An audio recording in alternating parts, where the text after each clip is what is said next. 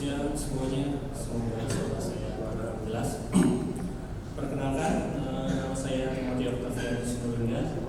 Saya dari PT Telkom Diagraha. Hari ini saya akan berbagi perjalanan informasi terkait transformasi digital perusahaan kami. Khususnya kami beralih dari proses perjalanan yang memiliki sistem yang terpisah-pisah dan akhirnya menjadi satu. Dan akhirnya menjadi satu di ERPNext. Jadi sebelum saya menjelaskan lebih dalam bagaimana menuju ERPNext, saya akan jelaskan latar belakang dulu. Jadi latar belakang perusahaan kami adalah Datacom itu sudah menjadi penyedia layanan IT yang sudah terpercaya dari 1990. Jadi kalau di total itu pengalaman kami itu ada di 33 tahun. Dan 4 sektor yang sering kami layani itu adalah telecommunication, enterprise, government, dan military. Dan 5 tahun terakhir ini perusahaan kami itu terus berkembang secara signifikan dan kami mencoba menjadi penyedia layanan yang lengkap untuk customer kami. Dan kami sudah membuat 3 buah produk. Salah satu yaitu ada The Cloud, The Trust, sama Nusa AI. Jadi kalau The Cloud itu adalah cloud lokal buatan kami sendiri yang di Indonesia. The Trust itu adalah cloud centric managed security service produk security dari The Cloud kami. Dan terakhir itu ada Nusa AI sebagai platform AI agentic lokal sebelumnya. Dan transformasi itu sebenarnya memungkinkan kami untuk melayani kebutuhan klien agar semakin berkembang. Next.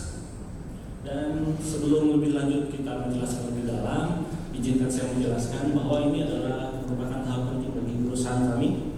Ini adalah salah satu aset terpenting ya. Ini adalah data center lokal Datacom. Disinilah infrastruktur inti kami berjalan. Di sini ada The Cloud, sistem ERP dan layanan keamanan yang menjadi fondasi awal untuk digital dalam lokalisasi kami. Lanjut lagi di sini kami akan menjelaskan proses transformasi. Jadi proses transformasi kami ini sebenarnya dimulai dari portal self service di mana kami memberikan layanan kepada customer kami. Namun dari situ kami menemukan sebuah masalah yang lebih besar, yaitu sistem backend kami itu sangat terfragmentasi. Dan di sini akan saya jelaskan ya, bahwa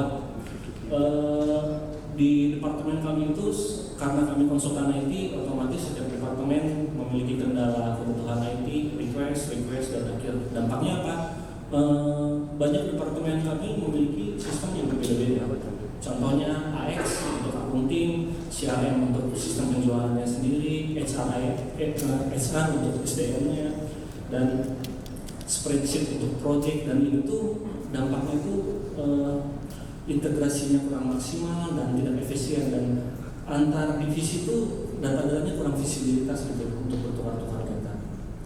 Dan sebagai tim dari DevOps itu yang memberikan layanan kepada customer internal kami, maksudnya departemen kami ini, kebanyakan itu kami menghabiskan waktu untuk menyelesaikan masalah, bukan memberikan value gitu. Jadi banyaknya kami malah mencocokkan data yang tidak konsisten, menyusun laporan secara manual, dan terus-menerus masalah sinkronisasi data, sampai akhirnya tuh kami nanya gitu, apakah ada cara yang lebih baik untuk mengelola pain ini mungkin dari teman-teman yang lain. Ada yang pernah ngalamin juga di kantornya punya banyak aplikasi tapi harusnya ngasih value malah benerin masalah-masalah setiap aplikasi gitu. Jadi apa sih yang harusnya benar-benar penting? Di sini poinnya nih. Setelah kami implementasi ERP itu, kalau seingat aku udah 2 tahun ya. Jadi 2 tahun atau 3 tahun yang lalu kami coba cari-cari, kami mau ERP, kami coba eksplorasi sendiri, lalu ketemulah ERPNext. ERPNext ini terdapat modul yang udah komplit, udah lengkap, ada finance, sales, project, human resource, inventory, dan subscription. Ini merupakan 6 poin penting yang umum, dan sebenarnya di antara poin-poin ini masih banyak hal lain yang bisa saya jelaskan gitu, mungkin di luar ini bisa dijelasin. Dan poin-poin ini yang menurut kami krusial. Jadi dengan adanya ERP itu semuanya udah ada, kita tinggal menyesuaikan dengan kebutuhan kita, yang kebutuhan dalam artian sesuai dengan proses bisnis perusahaan kami gitu. Soalnya ada beberapa produk ERP lain yang kami coba eksplor, nggak bisa di custom. Meskipun bisa di custom, ada biaya dan lain-lain. Kalau di ERP ini memang terbuka. Lalu ya kenapa sih harus ERP Next? Jadi kami itu memilih ERP itu ada 3 poin yang paling penting menurut kami kenapa kita memilih ERP. Yang pertama itu open source, yang kedua fleksibel, dan ketiga itu Python based. Dari perusahaan kami tidak merasa keberatan dan sangat senang sekali untuk mengembangkan ERP Next ini berdasarkan teknologi seperti itu.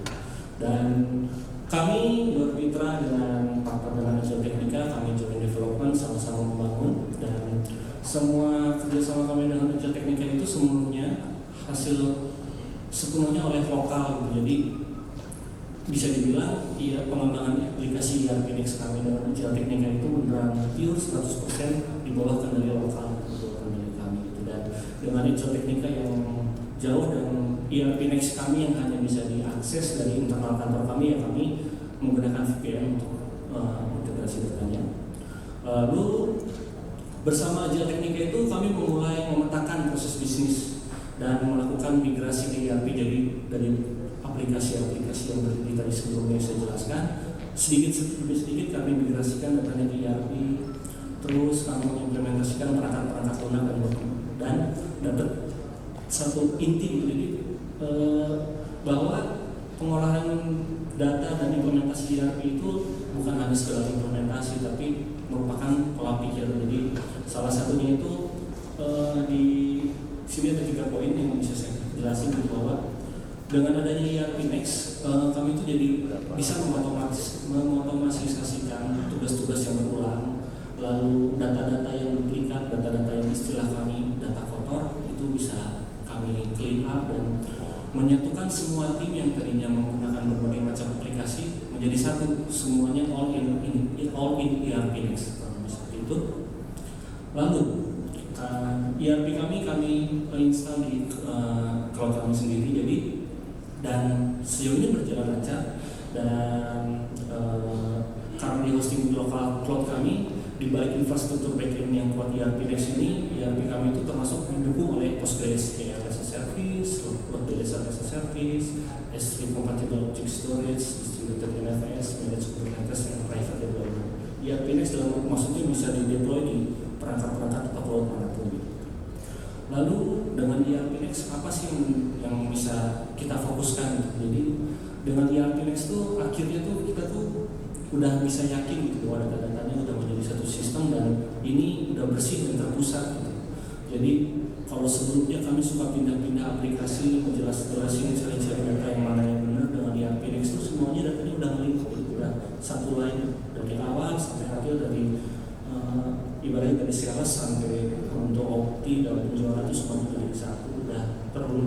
Dan saat ini ERP Next di kantor kami sudah ada di 5 poin ini, ada ngurusin sales pipelines, ada timesheet, ada project progress, ada juga finance and billing, dan bahkan subscription logic pun udah ada di ERP Next kami implementasi. Dan perubahan yang besar itu membuat kami bisa fokus ngasih ke perusahaan memberikan nilai, bukan menguruskan kekacauan-kekacauan yang sebelumnya sistem-sistem kami yang kami gunakan secara tidak terintegrasi.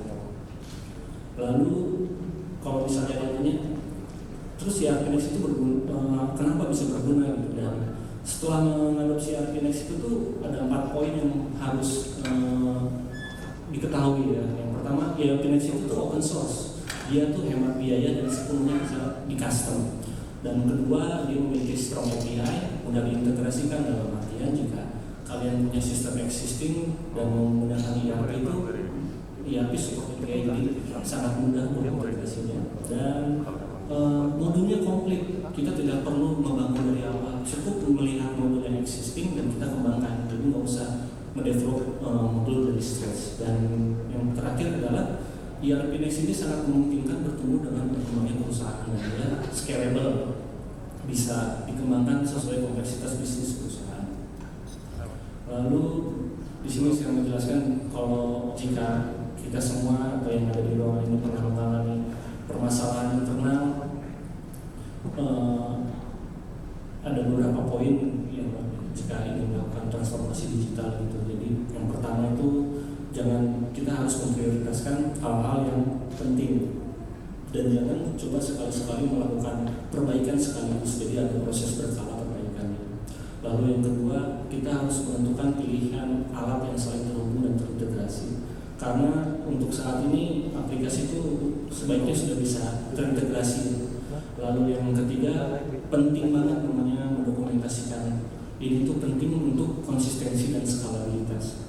Dan yang terakhir itu ya memilih mitra yang tepat, karena dengan memilih mitra yang tepat kita bisa tahu yang visi misi yang sesuai agar si mitra ini bisa mendukung kita. Jadi poin kecilnya saya bisa kasih tahu bahwa langkah yang kecil, prioritas yang jelas, dan tools yang tepat membuat transformasi digital menjadi sesuatu yang dapat dicapai.